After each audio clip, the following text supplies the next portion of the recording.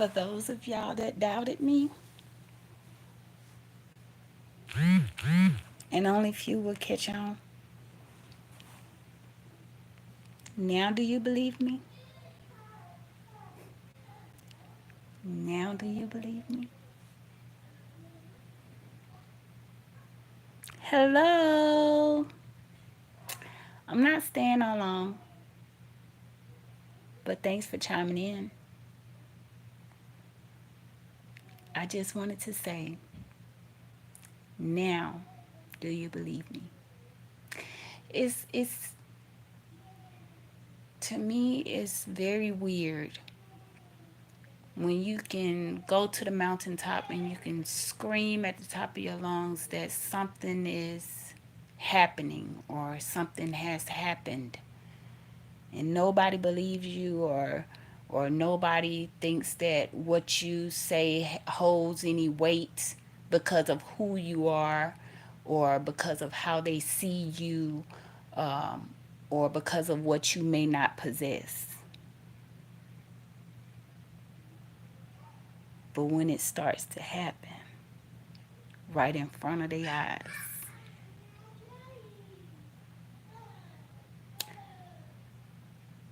now the thing is, I'm going to look and I'm going to see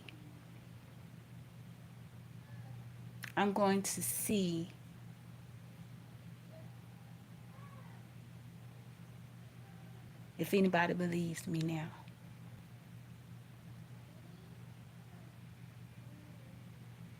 Joshua Gabriel, hey! I saw you doing your home sweet home song. Like you're a true artist. You're a true artist. You pay attention to detail. I'm just sitting here thinking, and it's almost time for me to take my medication, so I just wanted to come in really quick and just make a little small little point. Do you believe me now? Because sometimes I have these little videos where I just vent, I just kind of voice things, and people say little slick comments or whatever, or act as though my emotions don't matter, or what I'm going through is petty, or whatever the case may be, just because I'm voicing how I feel or what I'm going through or things that I have been through in my life. And being someone that's very observant, you will understand. If you are an observant person like I am, you will understand what I'm saying when I say this. When you witness certain things, it's downplayed or seen as you're just seeing too much into something. But then, when the same thing that you have gone through or witnessed happens to someone else, they want you to pull out all the dramatics. Hello, hello. Welcome in, welcome in. But it was something that was on my mind a little bit earlier today. Now it's on my mind even heavier. When you observe things happening and you try to tell people, this is what's going on, this is what's happening, and nobody wants to hear you, nobody feels like you're valid enough to be heard, or nobody feels like your emotions matter or your feelings matter. When it happens to them,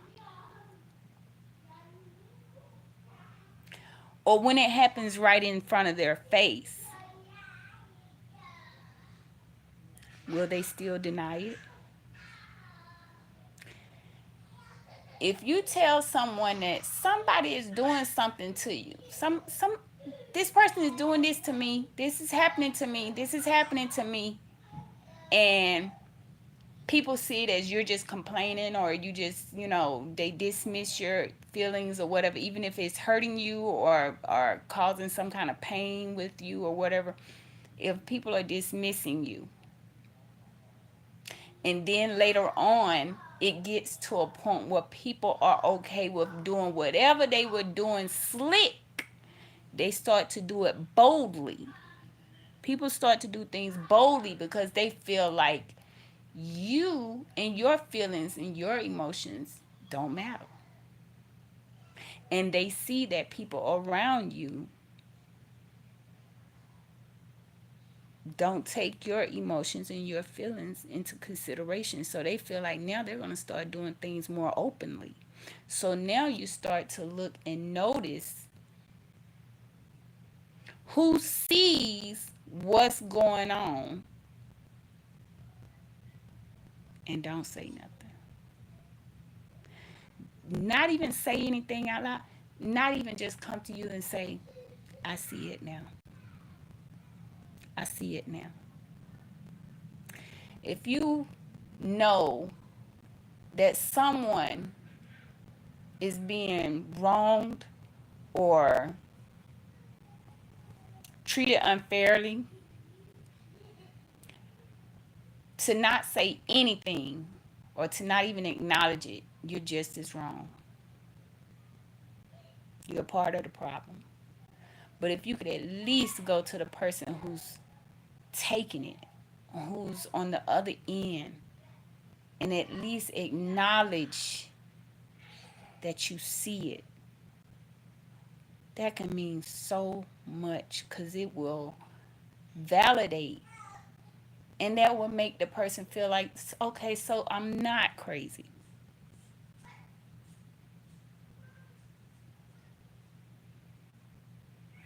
If I was to say right now, it's raining, y'all, it's raining. It is raining over here. But if I was to go to my neighbors and say, y'all, it's raining outside, it's storming, it's lightning, and nobody cared, nobody believed me, or whatever the case may be. But then, if they look out the window and see, oh, it is storming, and they don't bother to say, you know what, you was right, it is storming out there. My bad. That's kind of messed up. If you notice what someone has been saying that they have been going through, and you choose not to acknowledge it and to sweep it under the rug, not to cause confusion or conflict, don't get it twisted, but to at least acknowledge, I see it. I see it. If you can't take the time to do that, then you're part of the problem.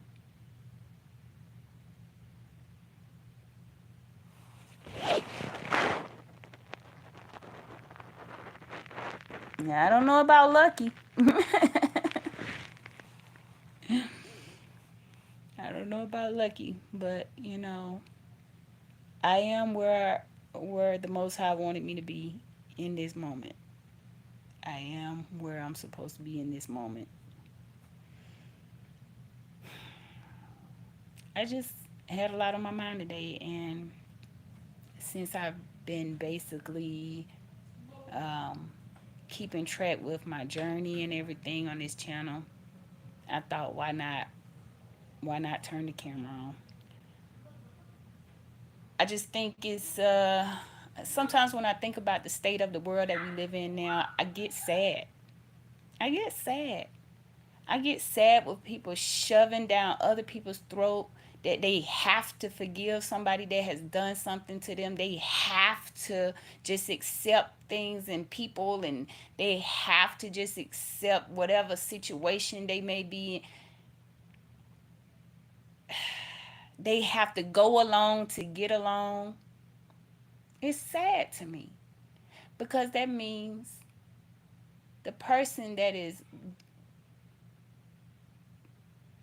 going along to get along, they're being shortchanged. The person that's being made to apologize or to forgive somebody that has violated them, that's, to me, that's, oh my God. I really feel like with that whole forgiveness thing, I really feel like it's stages to that. It's stages to that. You can't do something to somebody and then force them to forgive you.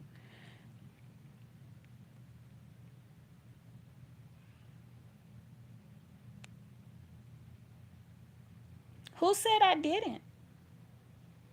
You said, nah, you have to thank God about your situation. God bless you.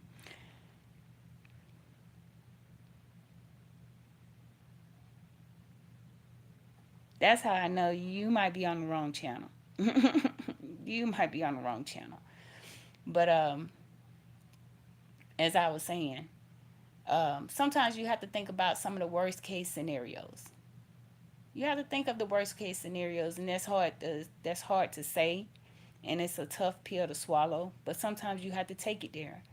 If you're gonna force everybody to forgive everybody who's ever done anything to them, just imagine walking into a dark room and somebody just been violated in that room. Violated. Just imagine you walk in there after the person that did it walks out, and you walk into the room, bypass the person that did the crime, and you tell the person that was just being violated, you got to forgive them. That's what the Bible says. You got to forgive them. No comforting, no consoling, no, none of that. No holding the person accountable. Nobody discusses any of that. Everybody just always run to, you got to forgive them. Forgive them. Turn the other cheek. Turn the other cheek. Forgive, forgive. Y'all better start thinking long and hard about that. Because it's starting to create monsters. Nobody's being held accountable. You say you got to figure it out. Figure what out? Nobody's being held accountable because uh, the ones that are taking the shorty end of the stick are being told to get over it, forget about it, forgive, turn other cheek, don't say nothing, don't cause confusion, don't cause a ruckus. And I just really feel in my heart of hearts that if you don't even acknowledge when you know someone is going through something, at least acknowledge their feelings, acknowledge their suffering, comfort them, love on them,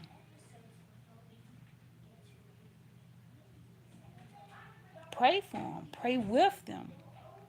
And not just saying, I pray for you, then walk away and then forget about it. No, really, really pray with them, pray for them. Let's stop downplaying people's feelings. Let's stop downplaying um, real life situations. Hey, Candy K all day. I was just sitting here venting a little bit because something had been on my mind all day, and it's almost time for me to take my PM meds. So I just wanted to get it off my chest.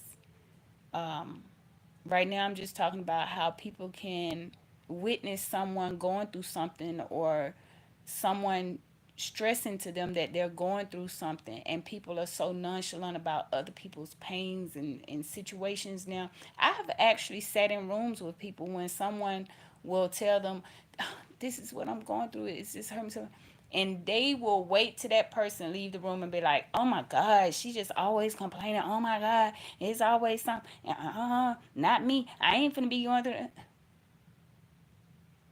I just really think we should at least start to acknowledge when someone is going through something, and at least let them know that their feelings are valid. Their feelings are valid. Thank you.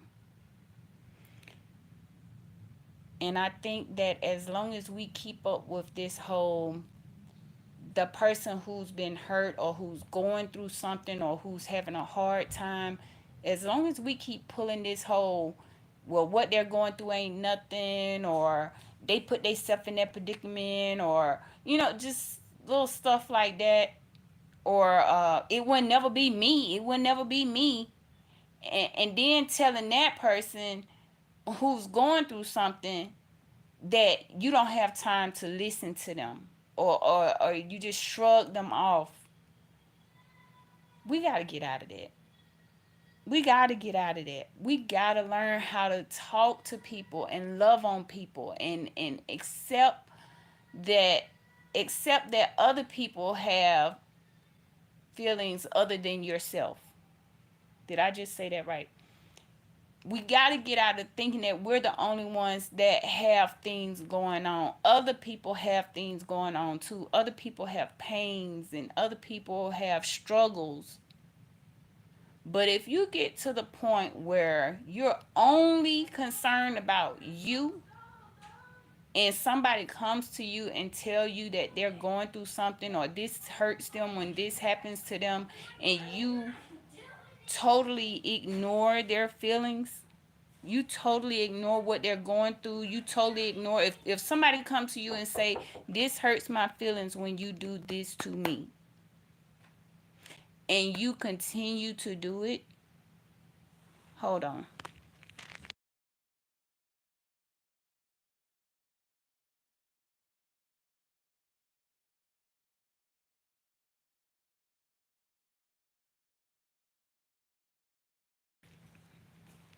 So as I was saying, if someone is telling you, hey, this hurts me when you do this to me, and you keep doing it, you keep doing it, and then you start to realize, I can get away with this. I can keep treating this person like this, and ain't nobody gonna say nothing. Ain't nobody gonna stop me, and they gonna forgive me because they Christian. So I can just keep running over this person, running over this person.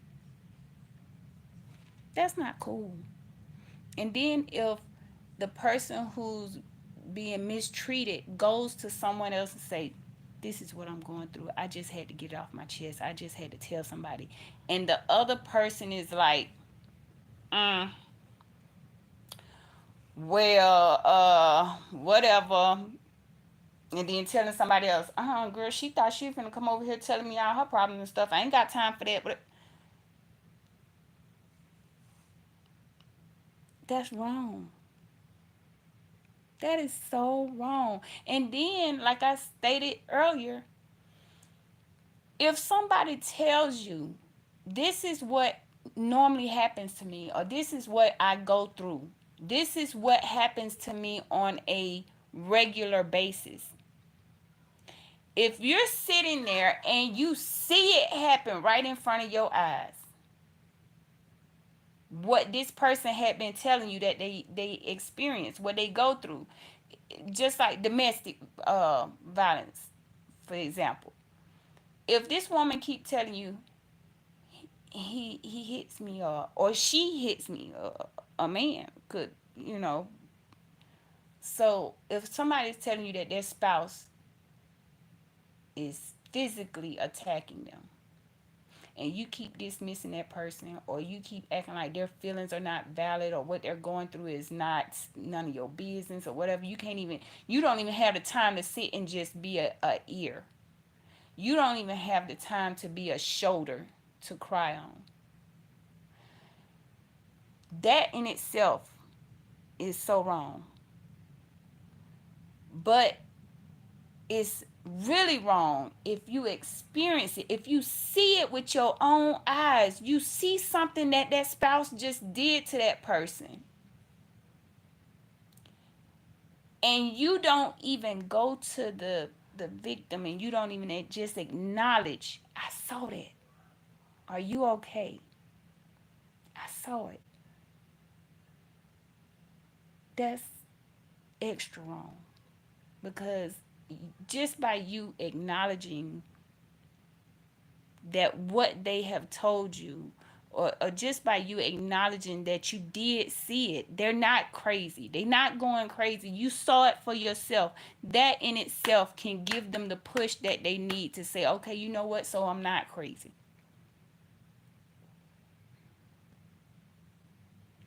I wish more people would choose kindness too. I mean, it's just, and it only takes a moment to be kind. Like OK Lounge. I be trying not to say her name the way it used to be. OK Lounge. She said, "Don't it don't cost a dime to be kind." And it doesn't. It doesn't take a lot of time. It doesn't take. As a matter of fact, it wasn't it a study that showed that you use more muscles and stuff when you when you're frowning up all the time, you age more. And when you smile more, you don't age as fast. But I mean, just it just seems like we losing something. I can't put my finger on it. We're losing something in humanity these days, and it makes me sad. I don't know why I get so sad about it, but when I see certain things, I actually get a little emotional. Like,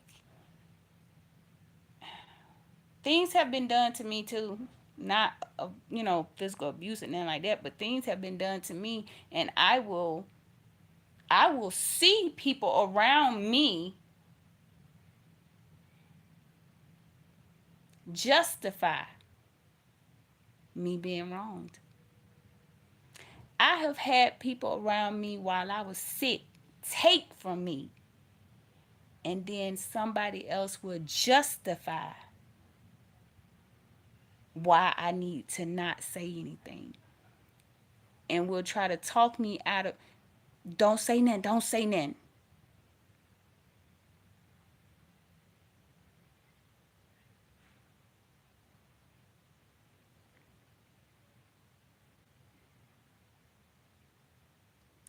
Oh, you let me play, thank you.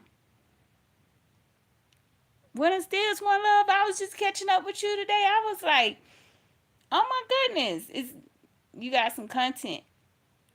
See, everybody, sometimes when I go back and look at people, I'll be like, they don't have no content, and you actually had some content. I was like, okay.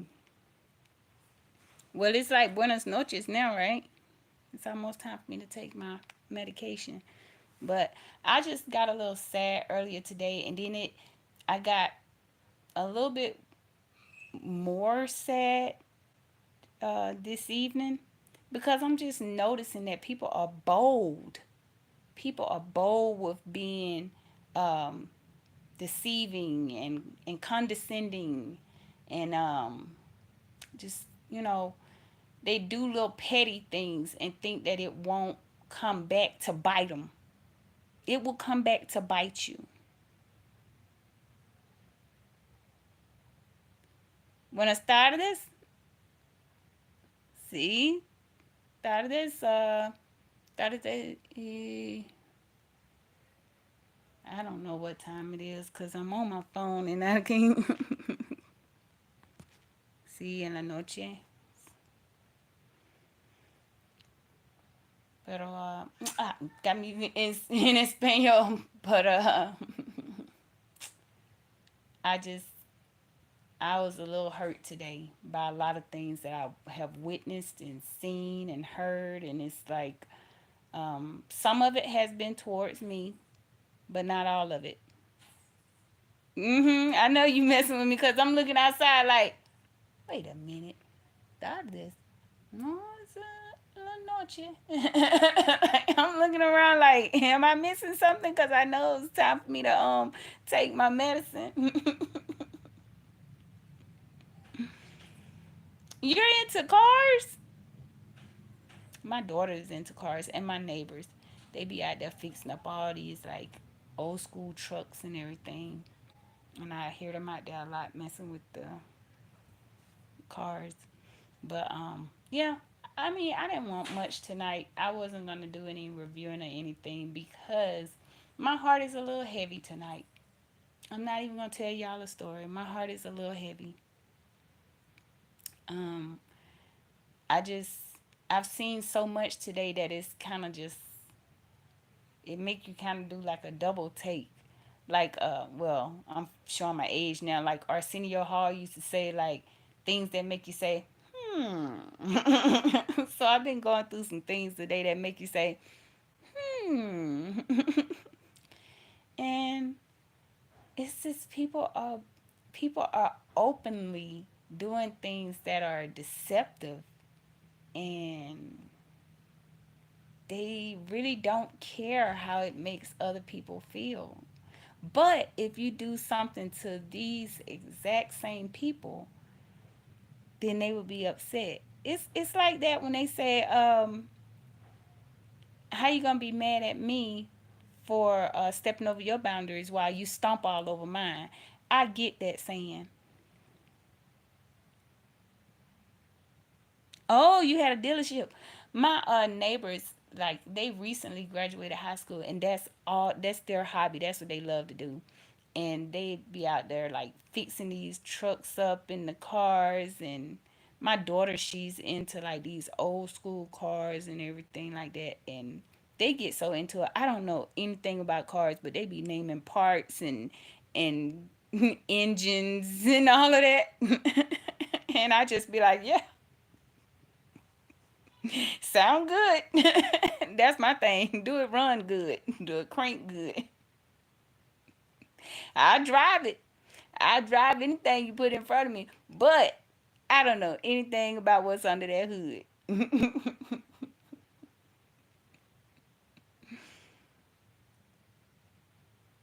Oh, thank you. You say if somebody mess with you, point them out.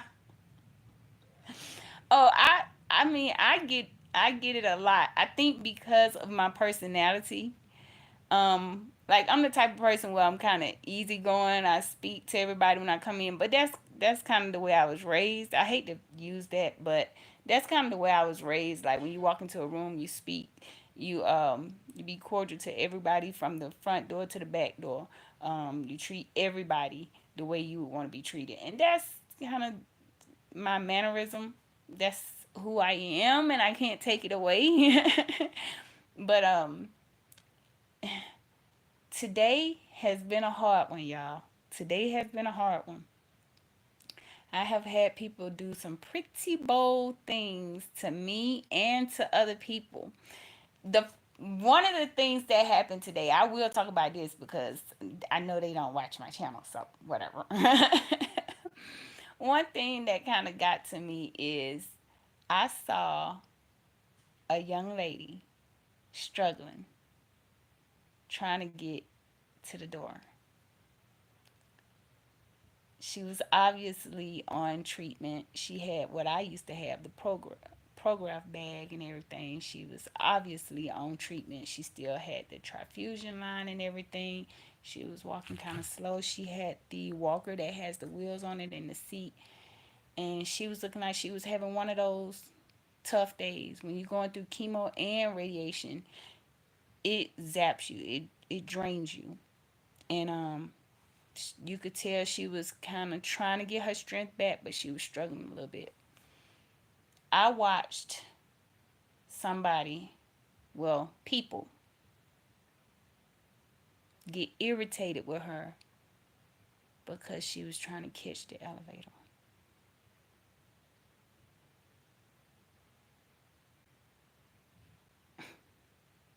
She was trying to get on that elevator. And they acted like it was such a inconvenience to them for her trying to catch that elevator. And I just thought that was so mean. That was heartless. Yeah, that was very sad. I've been in that position. I've been on a Prograf bag.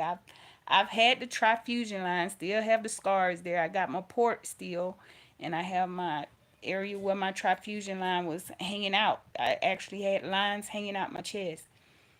So when I saw her and I saw what she was trying to do, you could see it all in her face that she was just, it's like she didn't want to bother anybody. Yeah, I had the pick line here. Yeah, I had the pick line here and I had the transfusion line here. See, you know about that pick line, okay? Yep, that pick line. Woo! I got tired of that thing sticking out of my arm, but it left a scar there. Um, but yeah, when I saw her face, and she looked like she just really was over it, over all of it, and she was just shaking her head, and she was like, and she kept apologizing. And I used to do the same thing. I apologized to everybody. I apologized if the nurses had to help me. Oh, you was in the medical field. Okay. Perfect. So if you hear me say the wrong thing and you know it's wrong, please correct me. But y'all, when I was going through that, it was days when I didn't feel like doing anything. And then when we would take our showers, they would say don't take hot showers. Then you gotta wrap your line when you take your shower. Then you get dressed and everything. By the time you do all that, you're drained. Then you gotta go to your appointment to sit and get drained some more because you're going to the infusion room to get more chemo. Then they gotta change out your Prograf bag and all of that. I looked in her face and I saw it all over her. She was over it. She was apologizing. She was like, I'm so sorry, y'all. I'm so sorry. And she was still just trying to make it to the elevator. People on the elevator just, she trying to catch this one or she trying to catch the next one. Doing all that. I held that door open. I said, you going to the 8th? And then what? The 11th?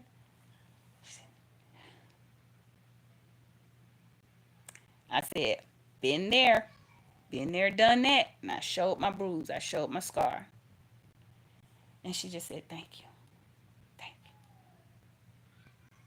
And she got on that elevator. I almost wanted to say something in that elevator. It took us a long time to get up to that 8th floor.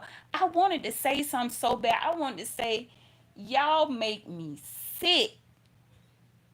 It's not that much rushing in the world where this young lady who you see is going through something, trying to catch the elevator. Obviously, she's trying to get to the infusion room. She has her Prograf bag on her. She got her line hanging out her shirt.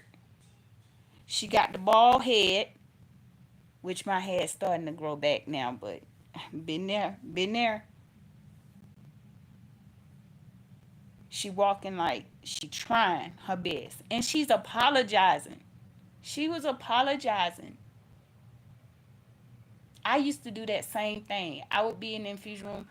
I would be so tired and drained, and I would be apologizing for everything.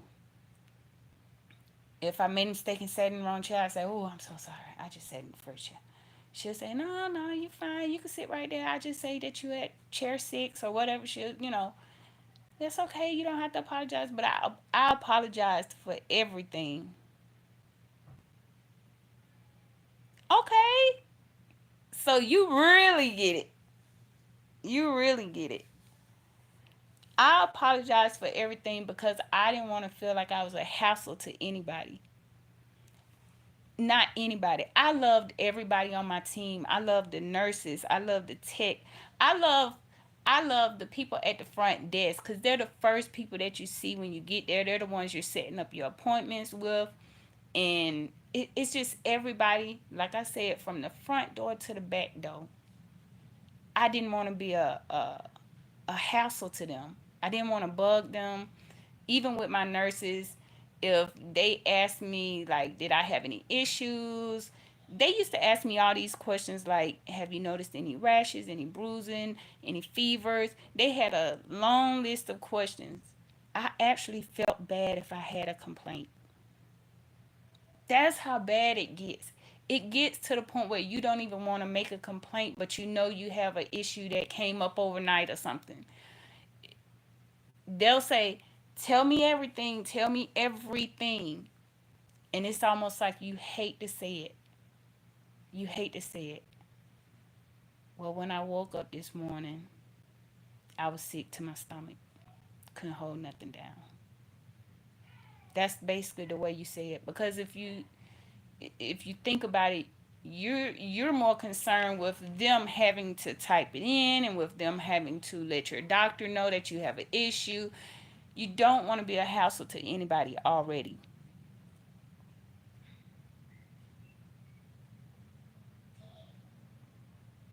The folic acid, they didn't tell me anything about the folic acid, but I had to get a lot of infusions right after my stem cell transplant, my bone marrow transplant. I had to get a lot of blood, platelets, iron. I I had to get a lot. I can't even name it all.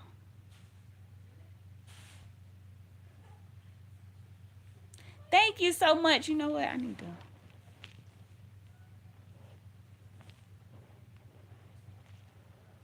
So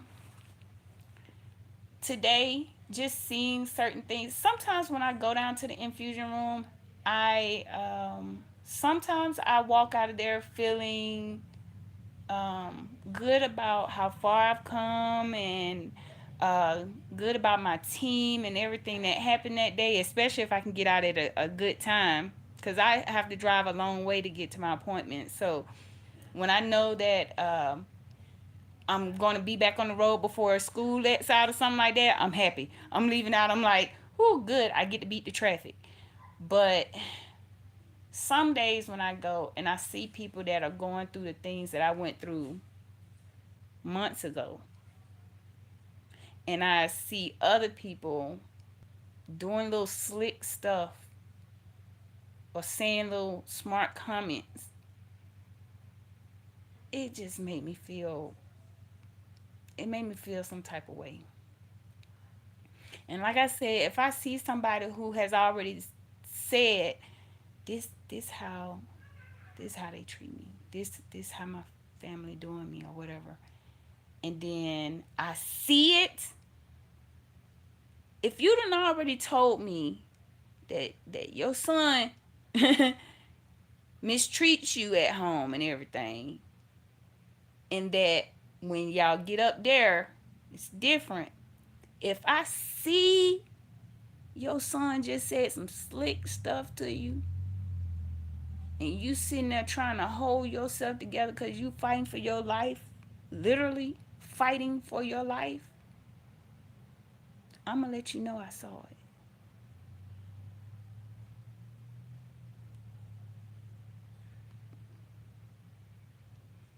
No problem. But I'm gonna let you know I saw it, even if I gotta wait until the person leave to go to the bathroom or something. I'm gonna look at you and say, I saw that. Cause I don't want you to feel like you going crazy, or you especially if you've already told me something.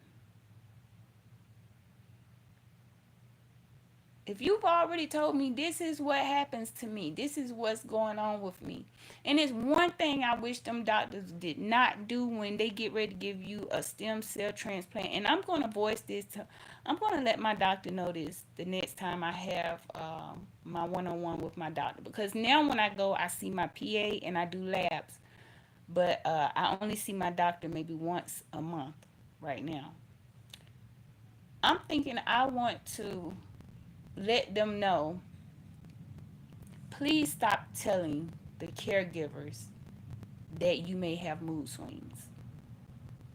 I wish they would stop telling the caregivers that, because it's making a lot of caregivers feel like you shouldn't have any say so. You shouldn't say anything. You should just sit there and just take your medicine, take your just don't ask for anything. Don't don't correct them on anything. A lot of caregivers take that information that the doctors give them and they run with it.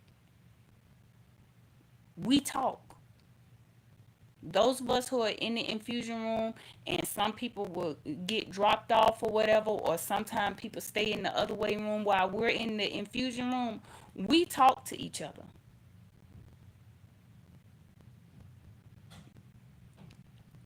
And some of the stories that a lot of us have match up.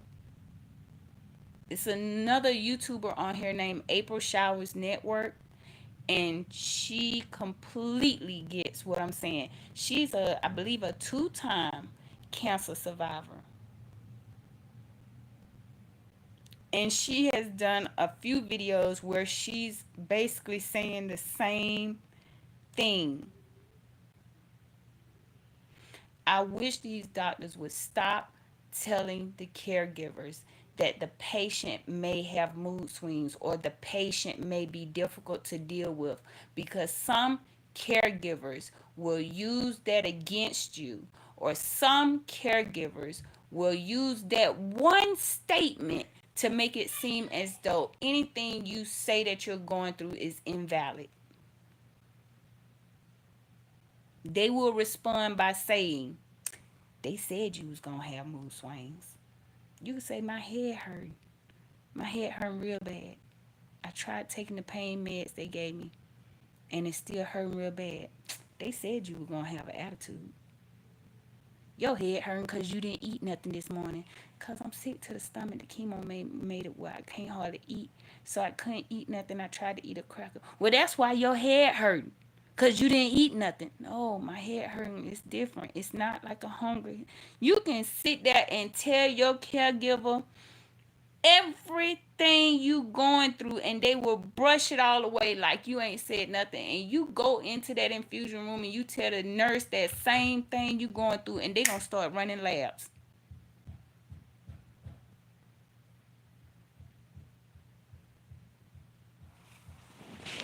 She saw three different doctors.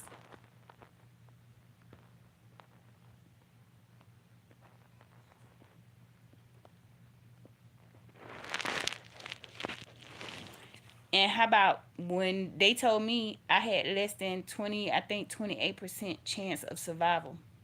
Survive, you know what I'm saying? My survival rate. My son, he had a stage 3 brain tumor, cancerous, right over his pineal gland. His chances were much less than mine, put it like that. And they actually had to do a um what was it called, where they do radiation, but it's more exact. It's not the radiation where it's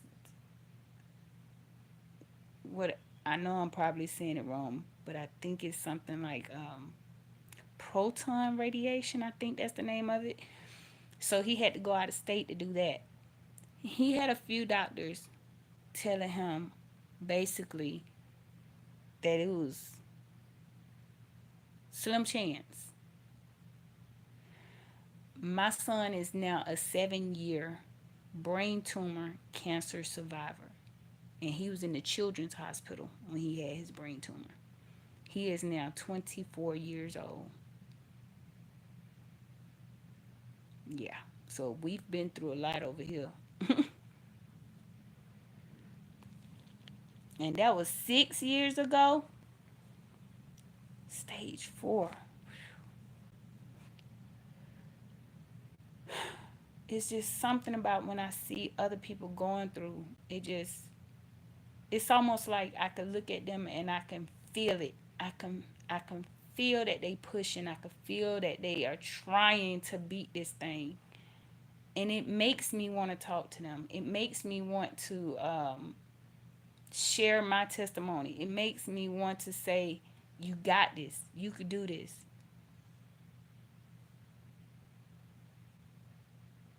When I tell you my baby is a survivor, he is a survivor. He fought that thing like it was a common cold. He sat up in that children's hospital and he still did his schoolwork and graduated high school. So he beat his brain tumor and graduated high school in the same year. In the same year. I'm so proud of him. I told him he ain't got to do nothing. Somebody asked me one day, said, "Oh, you got a son that graduated high school. What does he do for a living? What does he do?" I said, he ain't got to do a thing. He ain't got to do nothing else. He's been through enough. Well, he got some things going, but still, I thought that was kind of rude. See, that's what I'm saying about the world we live in today. Some people just do little things. It's like you're so eager to know what he do for a living so you could try to count his pockets. I'm his mama. You don't think I'm finna see that? You don't think I'm gonna peep that? You trying to count his pockets.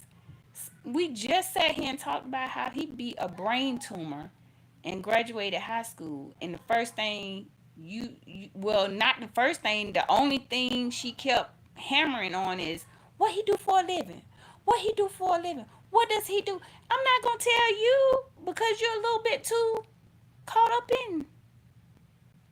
I learned a long time ago. Don't let nobody count my pockets. And I tell my children that.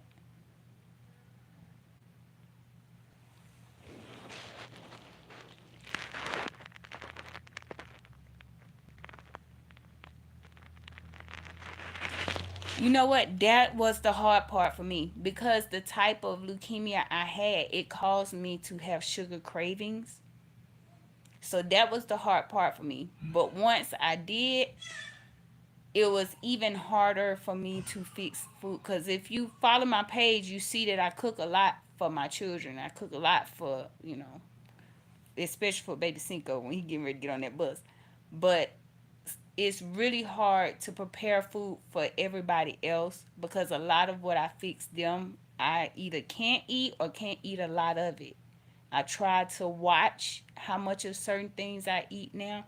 So now y'all might see me do a short where I'm showing like this big platter of food and I don't eat any of it.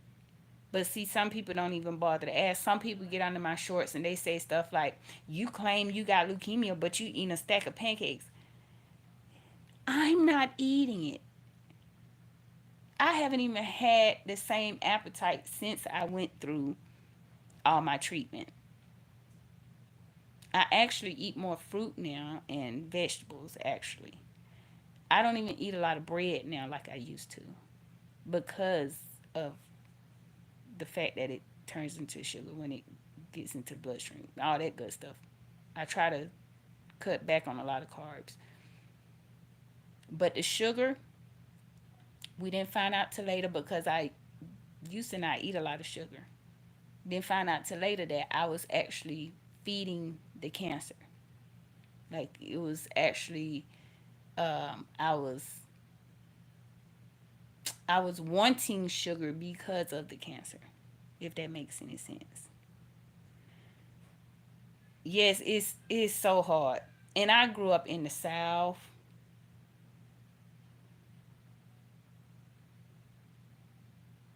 I don't eat the raw garlic, but I eat a lot of garlic now. I eat a lot of garlic and bell peppers, onions. I pretty much put that on everything now. And certain things I changed out. Like when I eat grits, I eat the polenta instead of the enriched. And if I do eat a little bit of rice, I don't eat enriched rice. It's a lot of changes I had to make, but I eat a lot of bell peppers with the onion and garlic mix, and I basically stir fry it up together and have to season it up good. I eat that with pretty much everything. I eat a lot of spinach now. I used to not eat a lot of spinach, but I eat a lot of spinach now. I have to doctor it up because, like I said, I'm from the South. So it's really tough for me to change the ways that I was eating. I used to eat fatty foods. I used to eat like a lot of pork, like pork chops, fried pork chops, and a lot of bacon. I mean, now I eat beef bacon if I do eat bacon. Um, and like I said, with the pancakes, I can't eat a lot of pancakes and stuff.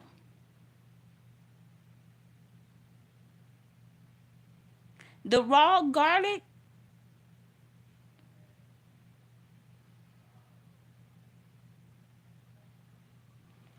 now I'm into gardening. So what I have been looking into is um, drying my herbs to make tea because I have a lot of herbs, just different kinds of herbs. And I want to get a dehydrator. I want to learn how to dry out my herbs and make them into teas. I have done my avocado leaves. I have made avocado leaf tea, and I've also done mint tea. It was another one that I did. Oh, my soursop. It didn't grow any actual fruit, but the leaves are the leaves. I have so many soursop leaves, so I've been using the soursop leaves to make tea.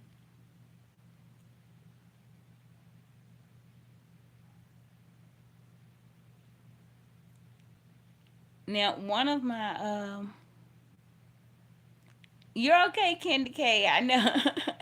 All day. I always can catch you. I was surprised to see your post earlier. But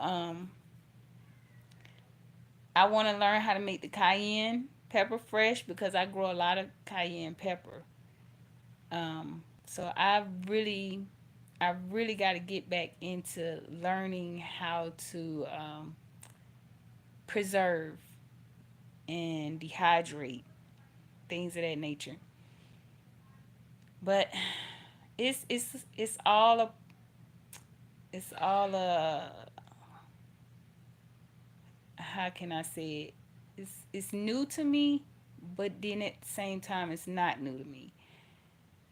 It's gonna take me really relearning some things. I guess that's the way I could say it. Cause like I said, I'm from the south, so I'm used to gardening. I'm used to the collard greens and the mustard greens, and I'm used to picking out greens out the garden. I'm used to using things that we have on hand, but I'm not used to doing it all the time, like it being a regular thing, a everyday thing, and that's what I really got to get used to. Because sometimes, just like now, my mother-in-law is here, and she brought me up a bowl of food, and y'all, I can't eat, and it has some beans and some avocado in here, um, and some potatoes and onions and garlic, but I honestly, that's why when people say little things on my shorts where they be like, you shouldn't be eating that and da da da da, a lot of people don't even realize I don't eat as much as I used to. I completely lost my appetite. I can eat maybe one good meal a day, and that's about it.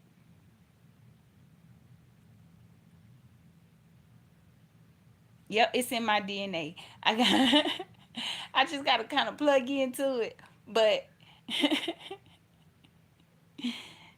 oh, it's hard. It's hard once you have gone off track. Once you have sidetracked a little bit.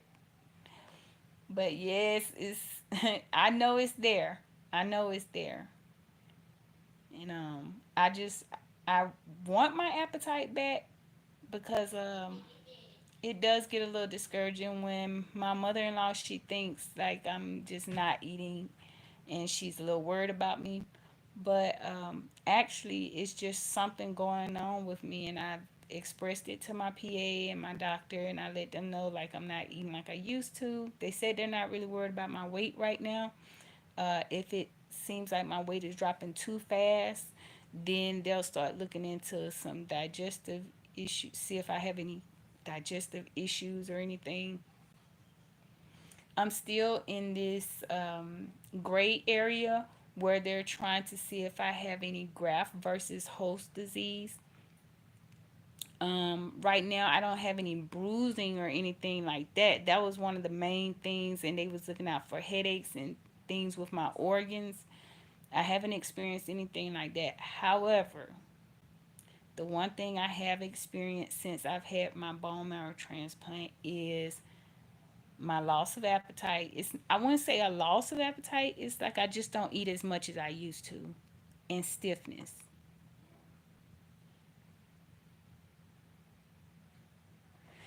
You told me about the sea moss, and you know what?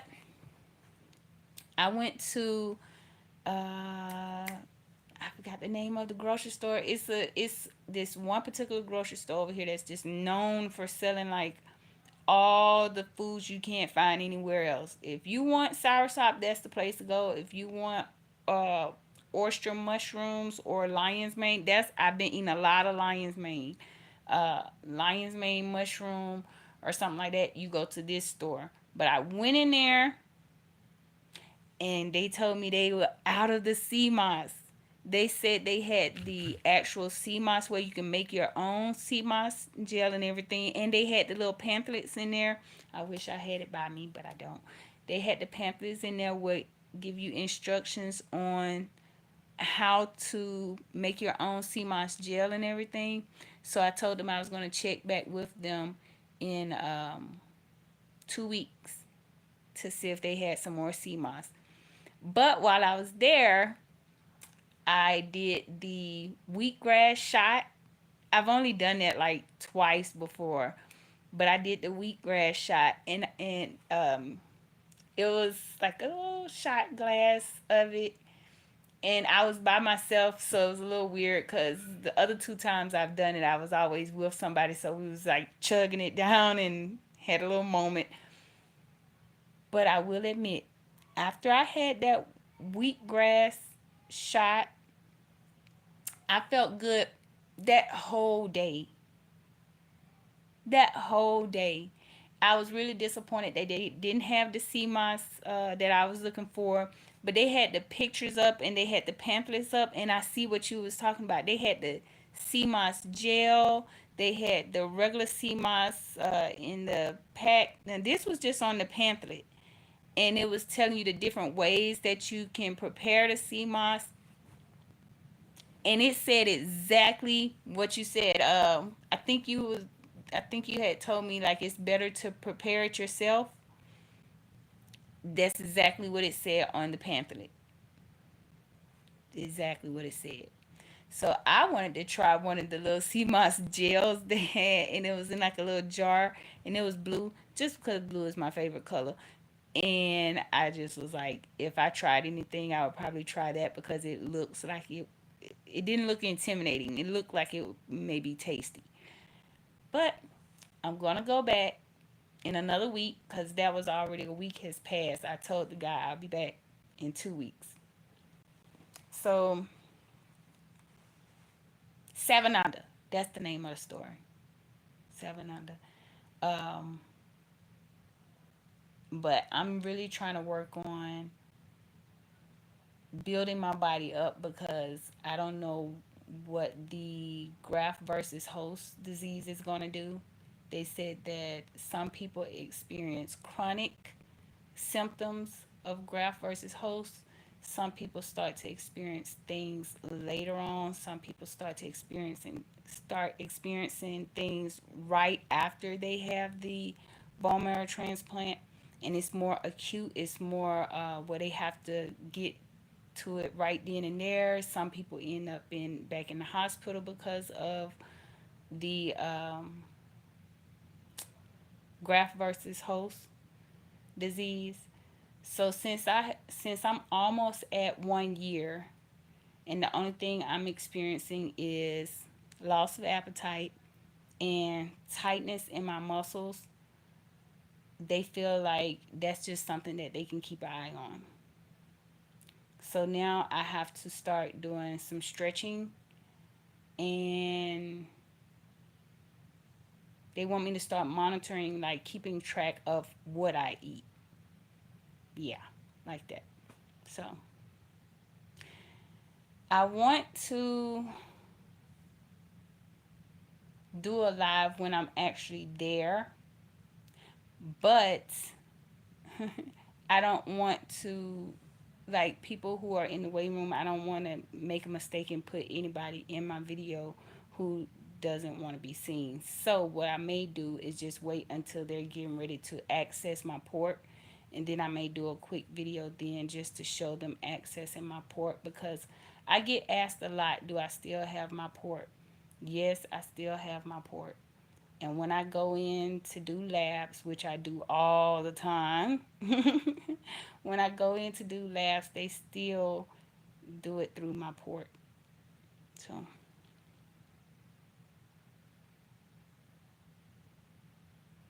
clean and wash out. So that sounds like something I could do. That sound it sounds easy. And just take a couple of teaspoons daily. I could do that. That sounds simple.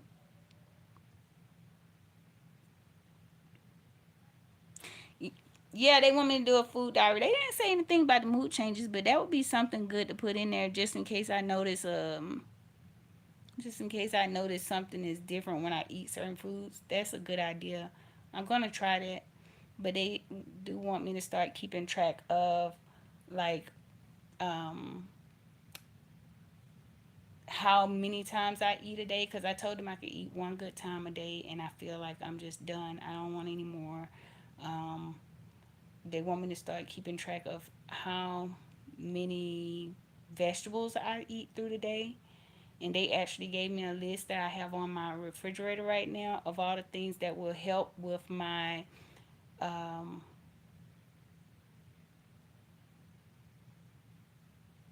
magnesium, I think it is. It was something that I had to keep getting. I, I'm so sorry, but it's something that I had to keep getting. And they was like, start keeping track of when you eat these foods. And they gave me a list of foods that's high in that, whatever I was kept being low in. And I have it on the refrigerator and I have started keeping track of that. But now that you mentioned that, I do need to start keeping track of my mood. Because today, I was very sad today. And I think it all stemmed from when I first went down there and I saw, when I see other people that's going through the beginning stages of getting their treatment, it does something to me. And somebody down at the hospital told me that I am suffering from um, survivor's remorse, and I need to look up some videos or something on it because I didn't know it was gonna hit me like that.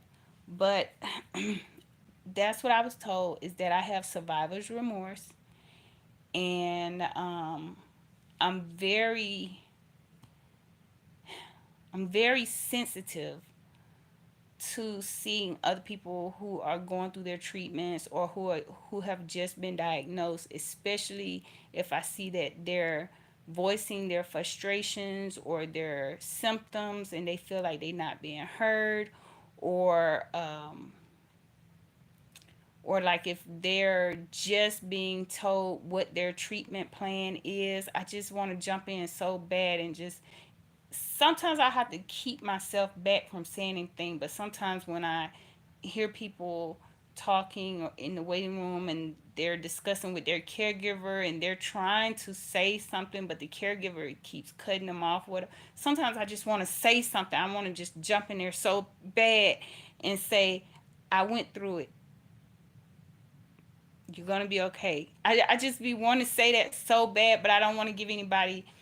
I don't know. I don't know what it is, but sometimes I just want to hug the person and say, you know, hang in there or something. I just want to say something that'll make them feel better because I know that feeling.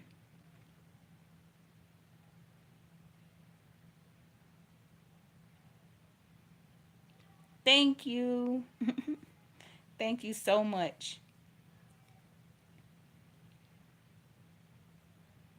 Oh, thank you. I don't know. They said that I'm feeling survivor's remorse, and I'm gonna look into it. But that's how I'm feeling today. I'm really gonna take your suggestion in because I think I need to start keeping track of my mood for real, and keeping track of what I ate that day, what time I ate, and what I was feeling at the time, and what I was feeling that night. Maybe that'll be good to like track like my emotions for that evening. But today I had a really slumber day. Like it just felt like I started noticing everything that was like kind of shady or bad, or I don't know. It just made me want to hug people and be like, and I'm not even a hugger. I didn't grow up in our household.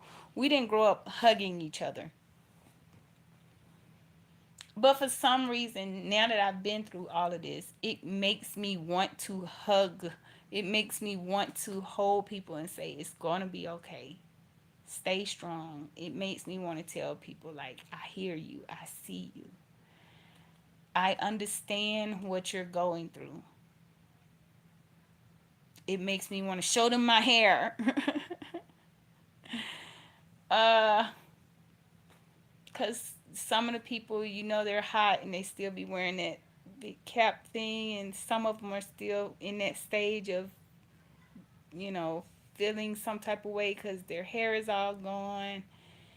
And then you have to understand some people are going through it with their spouse, because a lot of women that go through it, they don't feel attractive anymore. And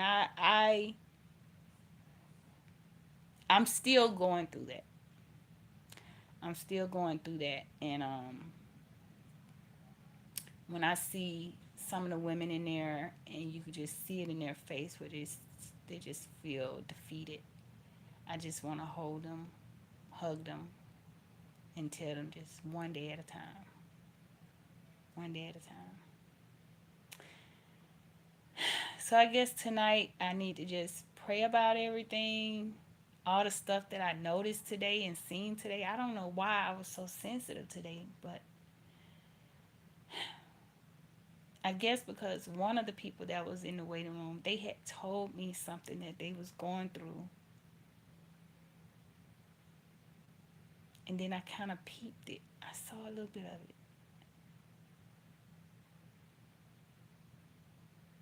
and when we got in there, they had to sit across from me. Y'all, if somebody close to you is diagnosed with cancer,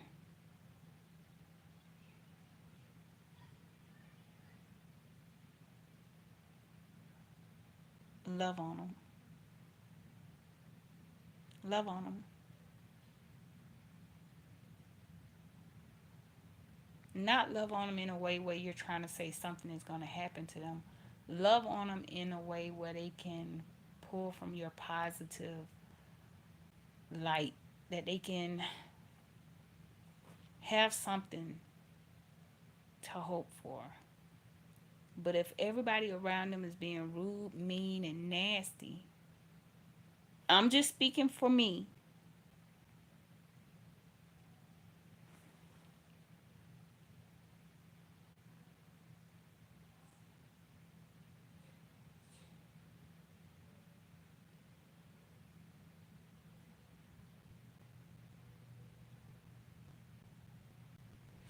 I try to eat at about 7:30 because I take my medication. I try to eat first and then take my medication. And then I wait another 20 minutes till I take my. I have, let me see it, the cyclovir, and I have like three medications that I take first, and then I try to wait at least 30 minutes um, later to take my Panatinib and baby aspirin. I have to take that. But I don't have to take it separate, but I take it separate just to give a little space between taking all the medications, because I take a bag of medication. Um, but in the morning, I had to stop doing that because I started forgetting my thyroid medicine because I was trying to space it out. So now my morning medication, I just take it all together. But my mother-in-law was worried about me because I haven't really eaten anything today. So that's why she sent up a bowl of food, but I can't eat it. I just had a really bad day today. I had a really rough day. Kind of a sad day. Not a sad day in a way where I don't know. A day where I was feeling other people's pain, and I wish I could take it away. I wish I could just be like Superman or something and like take everybody's pain, take everybody's sadness.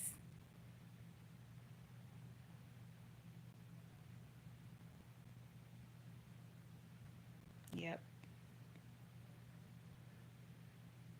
I just wanted to make people happy. Like when she finally made it to the elevator, y'all, I just smiled at her and I was like, "You going to the eighth?" And then what? The 11th or the 10th? When she told me, I said, "Yep." I said, "I missed the 11th floor." I said, "I want to go up there sometimes just to tell them, you know, hey."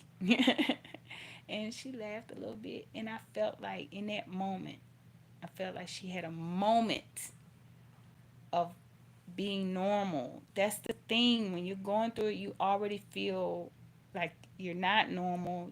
Your body's going through different things. You don't feel pretty. You don't feel. People will make you not feel smart. People will overtalk you and talk down on you like you're a little kid or something. And you're like, I'm a grown woman. Like, but you just feel defeated. And if you're around somebody that is going through a fight like this, please understand that just by you being around and loving on them, it makes a world of a difference. Because you already feel like you don't know what your body is going to do. You don't know what you're going to feel like. You don't know if you're going to get sick to the stomach. You don't know if they're going to put you on more medication. It's to the point where when we go into the infusion room, we have to take a suitcase with us. That's how serious it is because you never know when you may get admitted into the hospital. So you're basically going to the infusion room with a rolly bag with your paperwork in your rolly bag, your essentials just in case you get put in the hospital, little things you may need while you're in the hospital if you get put in there. Um, just change of clothes, your medicine bag, your medicine bag. We have to keep it on us um, because sometimes when we're in the infusion room all day. So if you're there and it's time for you to take certain medications, you have to let your nurse know, like, okay, it's time for me to take my such such, and you have to take your medicine. So we have to carry our medicine bag with us.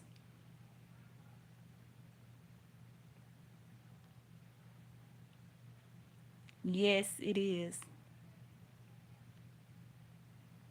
And that's all I kept saying to myself. This too shall pass.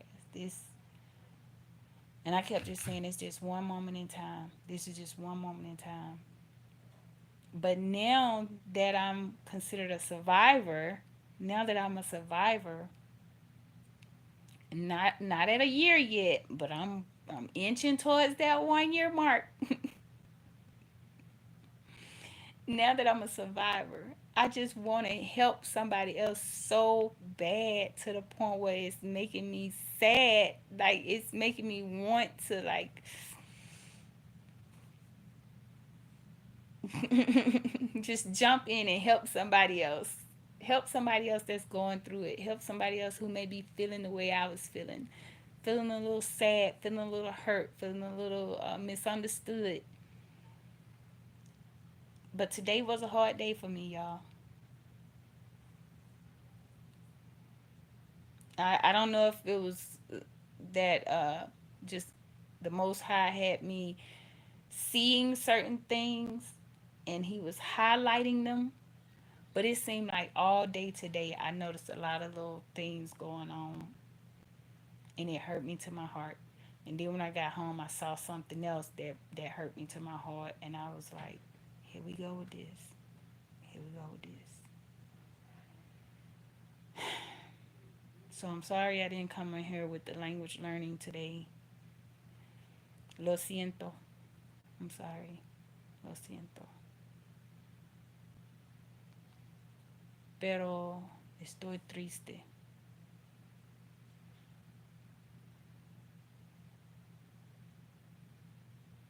This is a mean and cruel world that we live in. This is a mean and cruel world we live in. And I think that's why I love my garden so much. I could just go out in my garden, sit in my swing, watching everything that I've grown, and just spend time with nature. Because I don't like it out in the world no more. People are just mean for no reason. Mean for no reason.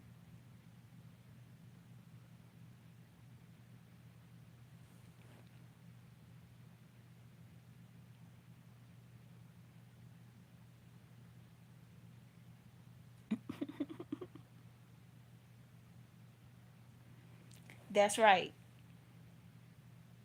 Be in the world and not of this world. I can't wait to celebrate my rebirth. I actually had one of my nurses asking me, was I going to do anything for the rebirth? Because I'm known as the one that likes to dance down there. Because if you look at some of my old shorts, I'm actually dancing in the infusion room. So I'm known as the one that's going to go and dance at the elevator or dance in the, in the infusion room.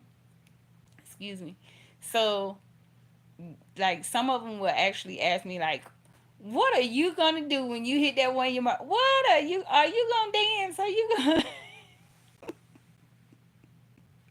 I don't know what I'm gonna do, but I can't wait.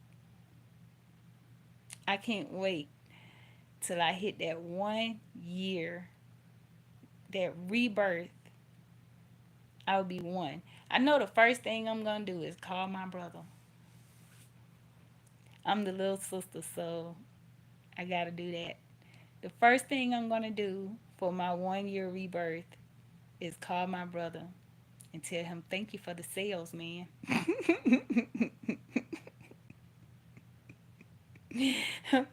Thank you for your sales, man. And they still have some more of his sales frozen for me, just in case. And they're gonna keep them frozen for, I believe, 5 years.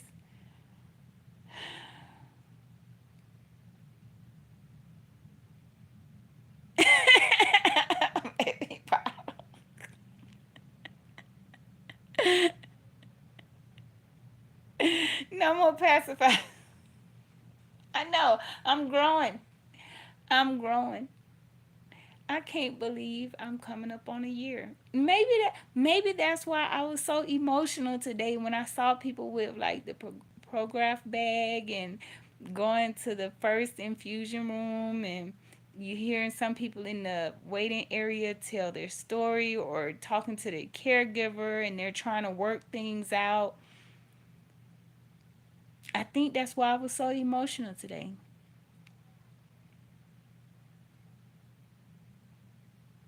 See, mi hermano, he is the best. He is the best. He came through for me, and I just when when I have my rebirth, I'm gonna call him bright and early in the morning, because if it wasn't for his sales, I wouldn't be waking up at no three some in the morning. But they think I got it from him because I have his sales now, and he's a military man. So he's used to waking up at three some in the morning and exercising. And ever since day 20, I believe it was, or something like that, I've been waking up every day at 3:30 in the morning and wanting to do something. Everybody in the house is asleep, and I got to get up and do. I got to get up and like get on my stepper or clean the kitchen, or it's like I have to do something at 3:30 in the morning, and I have no alarm or nothing. I just get up at 3:30 in the morning and want to do. So yeah. So for my rebirth, I'm going to call him and I'm going to say, "Hey, Thank you for the sales, man. It's my birthday. Top to bottom, I was in your live early and it kept going out on me. I'm gonna go back and watch the whole thing though. But top to bottom, I was in your live and your hair is different this time.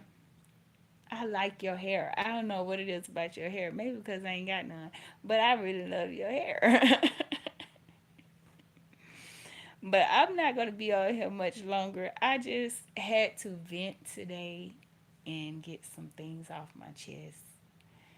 I just had a long day today. And I watch a lot of YouTube, y'all, when I'm down there. A lot of YouTube. So I was seeing some things on YouTube that was kind of getting me like, really? Really?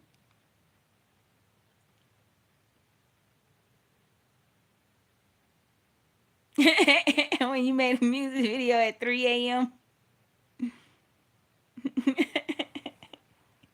No problem. No problem. Yeah, I was watching a little bit. I think it was because I was down there. Some people's videos that I was watching today, it kept glitching or doing like the buffering thing. Can't sleep. And you know it too, because sometimes I be like, what you doing up? I be up sometimes on a live. But I think it's because my brother was, well, not was, he is the type that he gets up at between 3 and 3:30 in the morning, and he works out. I say, now I don't know about doing all that. Now look, I be up sometimes at 3 something in the morning on my stepper. But when I first started getting up that early, I was like, nah, I ain't finna be getting up exercising. But now I get up and I be exercising most of the time because I feel like I have to do something. Yeah, them stem cells. I'm gonna call him bright and early on that morning when I have my rebirth, like one love say, when I have my rebirth, and I am gonna tell him thank you for the sales, man. And I know he just gonna laugh at me and say, ah, it ain't nothing. My brother, my brother. But one thing I haven't told my family about some of the issues that I've been having because I don't want to be a party pooper. I don't want them to be like, oh God, here she goes, she finna milk this or she finna say something else. But um, I haven't told them that for the past, I want to say maybe month, I've been experiencing the tightness and I haven't been eating good at all. But I just I kind of want everybody to just get back to their normal life. I don't want it always to be about what's going on with me or whatever, but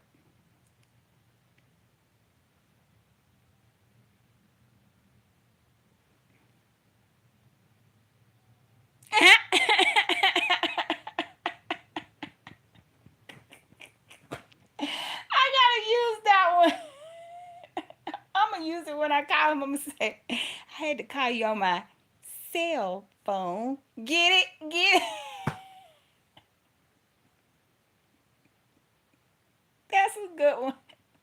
He gonna be too sick of me. He probably gonna hang up on me. That was a good one. I'm gonna use that. As a matter of fact, I'm gonna use that from here on out. Every time I call him, since he was my donor, I'm gonna use that every time I call him now. You are a mess for that one. That was right on time though.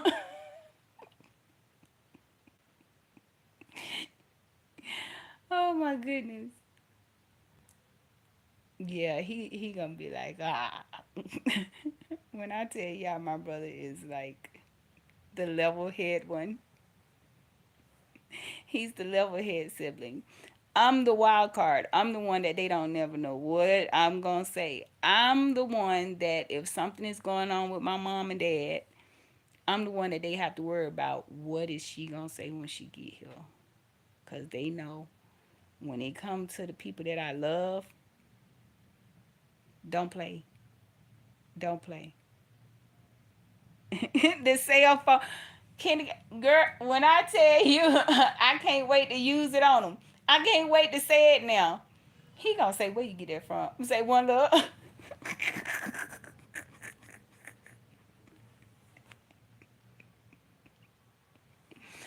I'm saying I had to call you on my cell phone. Get it, get it. I can't wait to tell Baby Cinco that one. He's the jokester in the house. So Baby Cinco at his school, they always get these jokes on their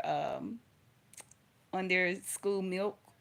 And he don't really drink the school milk, but he loves the little joke that come on it. And every time you look around, he like, I got a joke for you, and here is the joke of the day. And he'll tell me whatever joke was on the milk carton. I can't wait to tell Baby Cinco this one. Yeah, I think he gonna hang up on me. My brother is the oldest, so he's the more level head, more like I said, he's a military man. So he he served in the Gulf War. He served in Saudi Arabia. So he's very stern.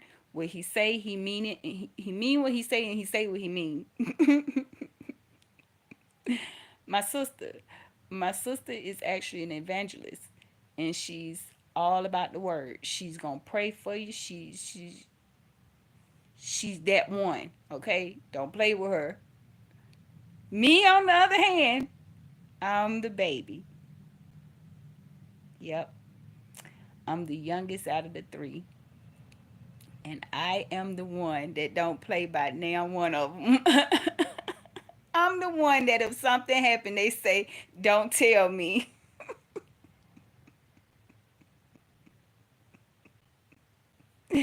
Don't tell Renee, cause she gonna cut a fool. Don't tell her. Wait till we get everything situated first. Wait until we know what's gonna happen first, and then y'all tell Renee. And I get so mad sometimes. I tell them, "Why y'all didn't tell me? We didn't want to get you upset." That what they'll say. They'll say, "We didn't want to get you upset because we know you be sick and everything, and we know you'll get upset." I'm the one that they are not gonna tell everything that's going on until they got all the details ironed out. Until they know exactly what's gonna happen, who gonna do what, then they'll tell me. Cause if they call me and say somebody's sick or somebody going through something and ain't nobody making a move on it, I'm the one. I'm the one that's gonna say, "Well, why you ain't calling me? Well, what? So what we finna do?" I'm already picking up my phone, calling who need to be called.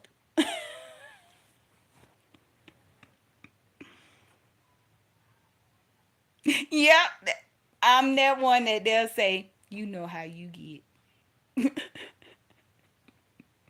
Um, I'm the one that when we pull up to an event, they're gonna give me a speech in the car.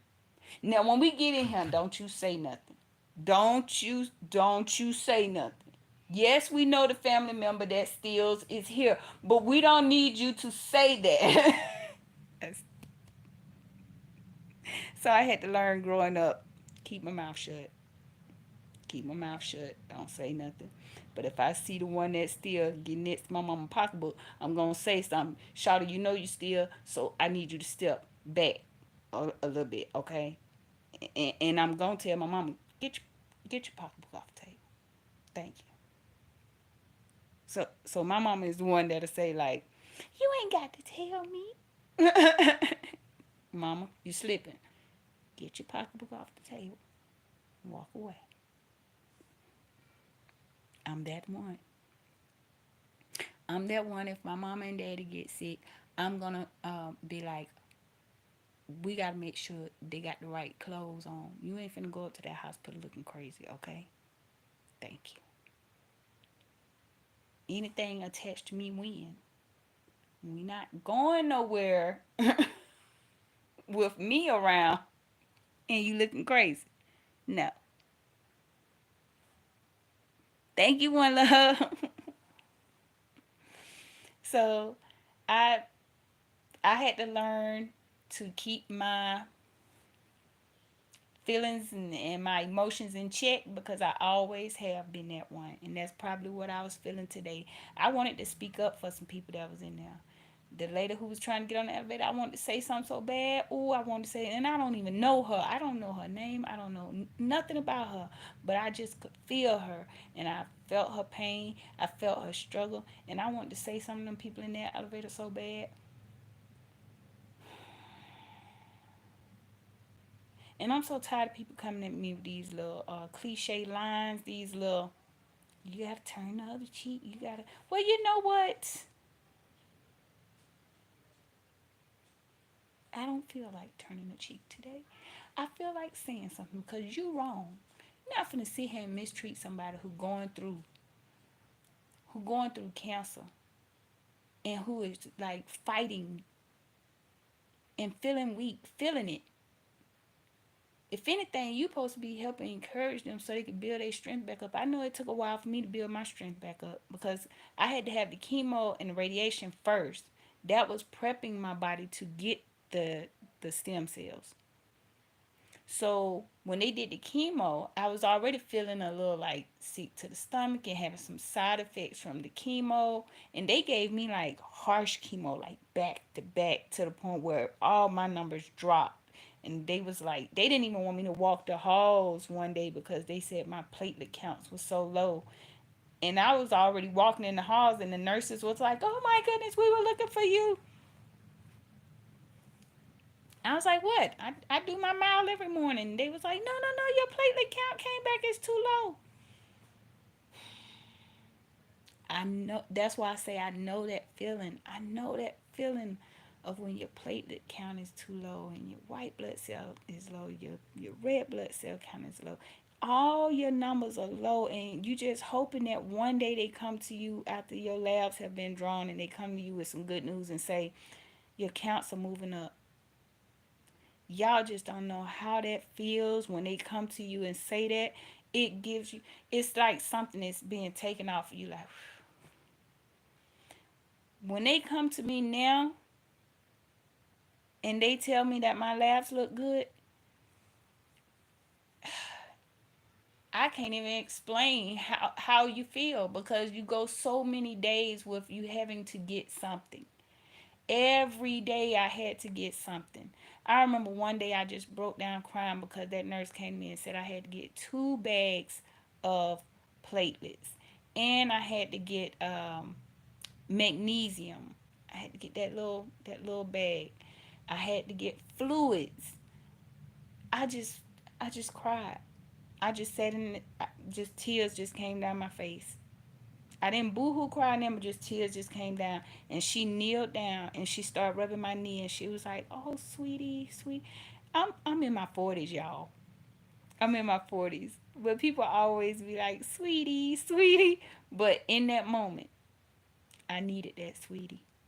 In that moment, she comforted me, and she was like, "Sweetie, this is normal. It's just a process. We got to get your counts back up. It's a process." And she just talked to me and talked to me. I asked her for a moment. I said, "Let me just go to the bathroom, pull myself together." When I came back, I was ready to go. I was like, "Okay, let's do this." Not ready to go like leave. I was ready to go ahead and let her hook me up to whatever I need to be hooked up to. I was like, "Okay, let's do this." And she was just reminding me, she was like, "It's a process. We have to build your numbers back up."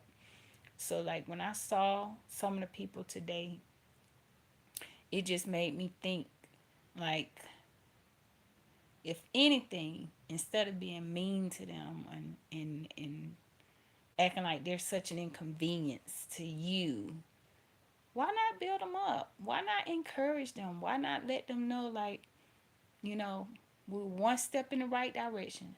You know, let's keep going. You got this, or something, just something encouraging. When you saw her struggling trying to get to the elevator door, how about hold the door and let her know, like, take your time. We got you. That would have meant the world. Now I never had to walk on the walker thing, but they sure brought one in my room one day, and I was like, if y'all gonna bring me a walker, can it be a cute one? And they laughed at me, but I was so serious. It was like the kind that don't even fold. I was like, can I at least get one that fold? Can I at least get one that got a little wheel on it? No, they brought me like the little walker that go like this. I was like, I'm not using that. But when I saw her, I wanted to help her.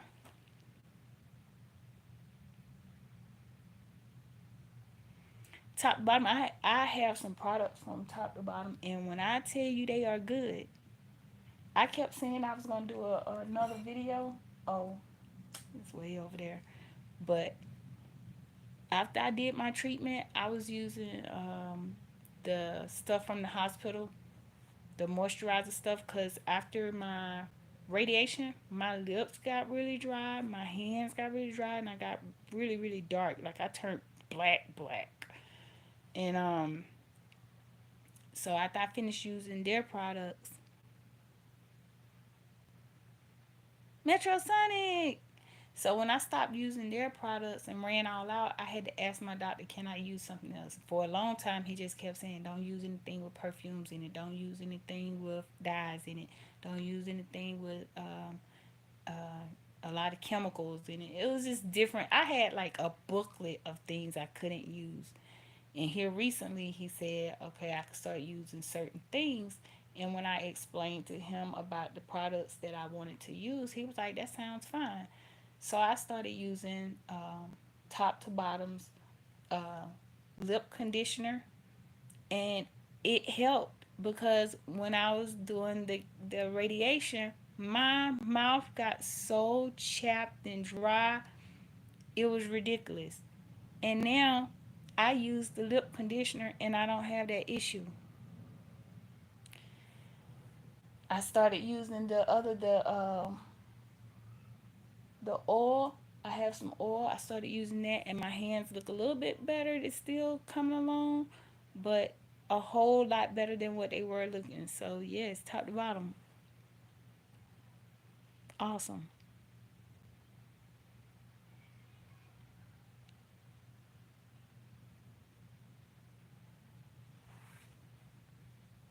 Yeah, I saw you was doing and you was also saying that you wanted people to do like a video.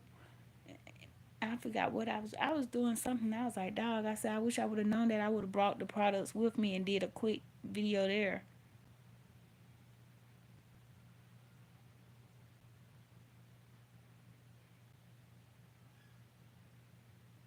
Yes, that's right. We are manifesting health and wealth. That's right.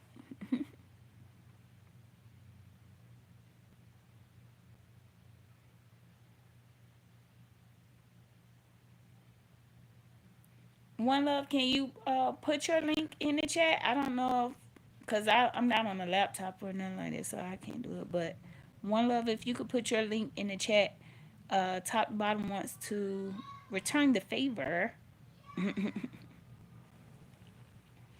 But y'all, thank y'all for listening to me kind of rant tonight. I have these moments where I rant, where I have these moments where I just kind of sit and talk.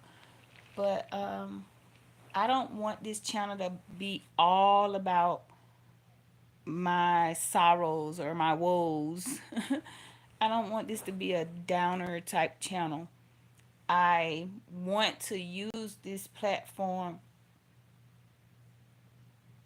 excuse me, I want to use this platform to raise awareness about leukemia and to get people to understand that it's very important to listen to your doctors. I've heard so many people tell me like, well, I felt like it might be something wrong, but I didn't want to go to the doctors. I didn't want the doctors to tell me something was wrong. No, no, no, no, no, no, no. Go to your doctor. Tell them if you are experiencing anything. I had so many I mean not side effects. I had so many symptoms that it was just ridiculous. And I was brushed off. That was another issue that I was experiencing today. Not me personally, but I saw. But when someone says they are tired all the time and that's not usual for them, don't brush them off. Don't brush them off. That was one of my symptoms.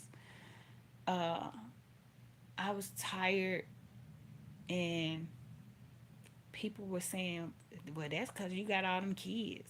You shouldn't have had all them kids. First of all, I have two sets of twins. I couldn't control that. But then I started getting bruises everywhere, and I had people telling me, doctors telling me it was probably because I was loading my twin stroller in and out of the car and just bumped myself and didn't realize it. There you go, top to bottom. The link is in the chat. Um, Nosebleeds, ear bleeds. The ear bleed was really scary for me. Um, when I had the ear bleed, I thought that was it for me. When I left the house that night, I remember telling my children I was finna go to the hospital, and I was thinking to myself, I may not make it back home because my ear was literally just bleeding. And yeah, you never forget the faces that people make when you say things are happening to you. You never forget how people treat you when you say things are happening to you.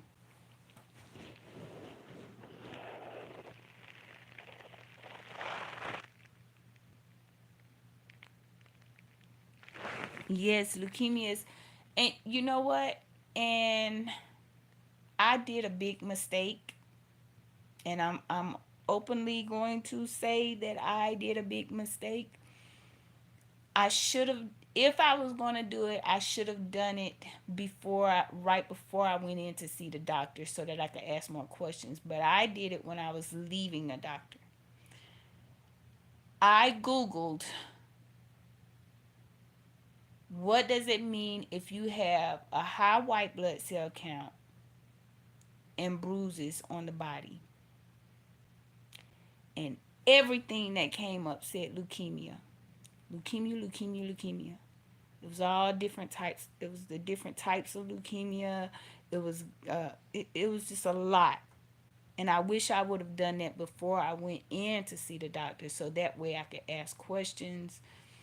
I did it after leaving the doctor and I was in a daze. I was in a daze, and everybody I tried to talk to about it was very dismissive. Very dismissive. And then when I got the diagnosis saying this is exactly what it is, I remember that I didn't even want to really one on one tell my family what it was. I remember I did a mass text, and I text my mom, my dad, my sister, and my brother, and I let them know that that was what I was diagnosed with, because I didn't want to call each person individually and have to say it out loud. I hadn't got to the point where I could say they say I have cancer or I've been diagnosed with cancer. I hadn't got to that point yet, so I just sent out a mass text. And yeah. But like I said, this is not going to be one of those channels where I'm always going to be talking about my me experiencing cancer or anything of that nature. I am going to put it in there because I want people to be aware of leukemia and how leukemia can affect you and your family, how leukemia can sneak up on you, how even if you think you are in the best shape ever, you still need to get those labs done. If your doctor is telling you to walk a mile, walk a mile. If your doctor is telling you to eat more green leafy vegetables, eat more green leafy vegetables. If your doctor is telling you to eat some pinto beans, eat some pinto beans. But On this channel, I will be doing a little bit of everything. And I just hope that y'all just, stick in there with me and go on this journey with me. Sometimes I'm going to be in the garden. Sometimes I'm going to be dancing. And I'm bringing back the dramatic wife. So I'm going to be in the kitchen dancing again. Uh, I'm going to be doing everything, cooking, cleaning, you name it. And I just hope that y'all are good with riding this ride with me. And thank you for letting me vent tonight. And I think I'm done venting. And y'all have made me feel better by being able to get it off my chest. So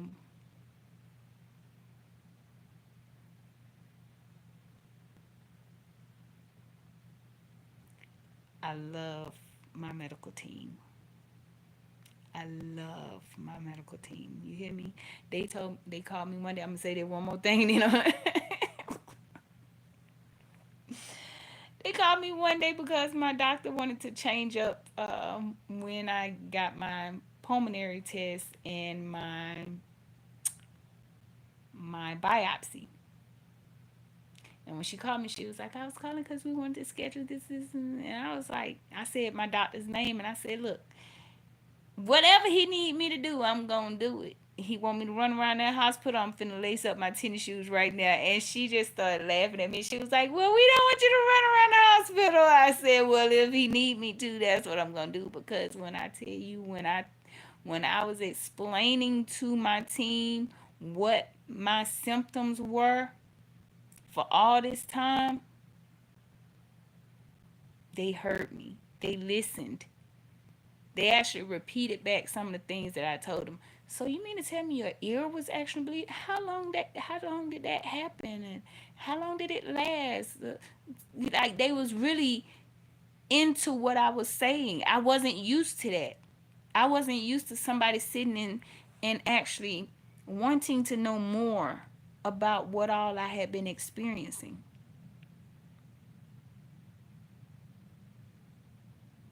Everybody, from the front desk to the tech team.